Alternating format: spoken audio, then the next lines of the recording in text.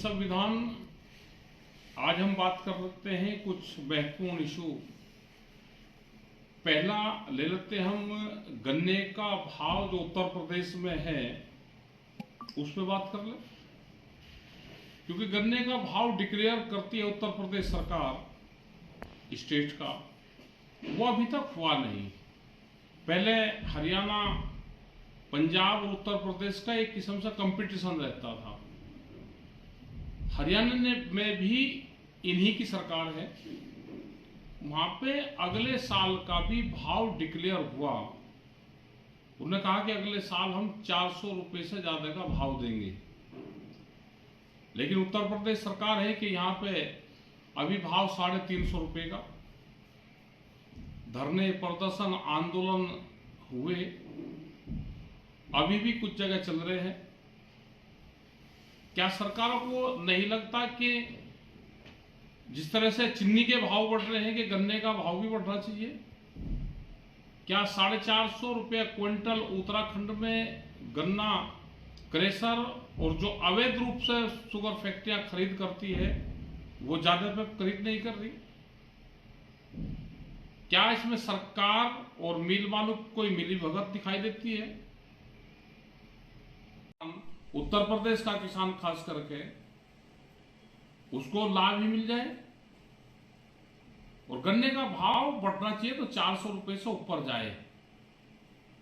मायावती थी तो उन्होंने 40-40 रुपए बढ़ाया, अखिलेश यादव थे उन्होंने भी बढ़ाया, तो योगी जी महाराज जी हैं तो उनको इन दोनों से ऊपर बढ़ाना चाहिए।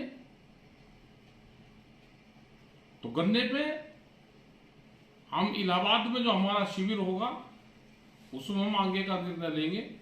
वो 3 दिन का 3-4 दिन का हमारा शिविर है, 15, 16, 17 और 18 का जनवरी में जो होता है, उसमें सब लोग वहां पे पहुंचेंगे।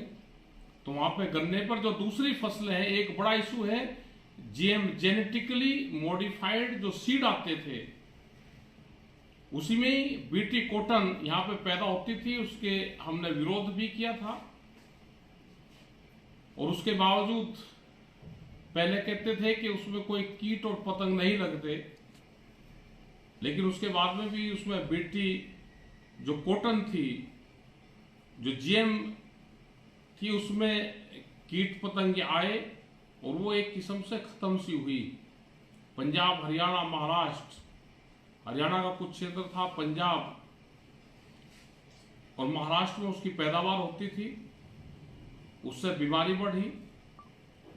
अभी सरकार सरसों में फिर इस तरह के बीटी को लाना चाहती है। सुप्रीम कोर्ट में 2003-4 के आसपास से केस डले हुए थे, उनकी सुनवाई है, आज भी उसकी सुनवाई होगी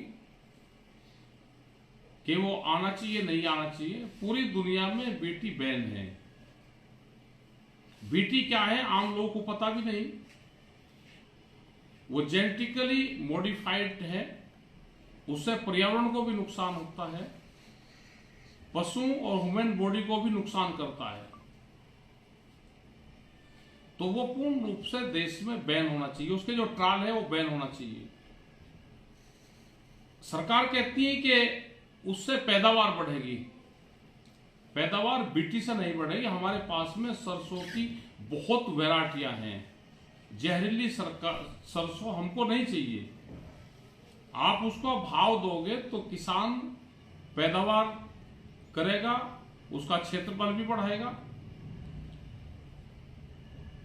पैदावार का अंतर सीधा भाव से है। भाव अगर ठीक मिलेगा तो किसान उन्हीं चीजों को पैदा करके देश को दे देगा।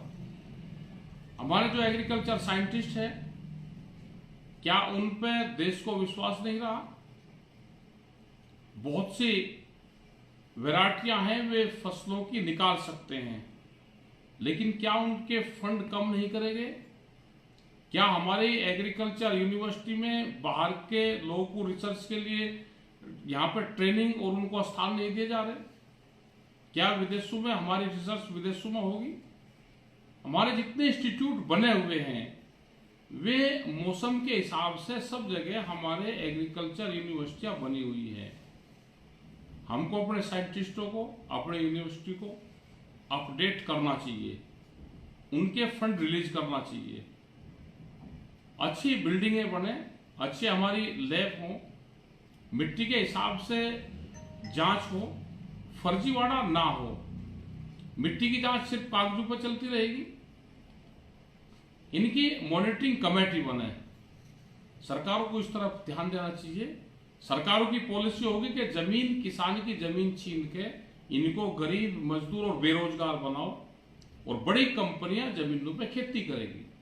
3 काले कानून तो वापसी हो गए, लेकिन सरकार की एक पॉलिसी अब चली हुई है कि जमीन कैसे किसान की छीन जाए, कैसे यहाँ पे लेबर कंट्री बनेगा ये देश, उस पर सरकार की पूरी पॉलिसी चल रही है। तो हमारा सभी लोग से है कि हम जीएम का विरोध कर रहे हैं। जिन फसलों पर हमको दाम चाहिए उनके दाम नहीं मिल रहे। चीनी महंगी है तो गन्ने का भाव भी हमको मिलना चाहिए।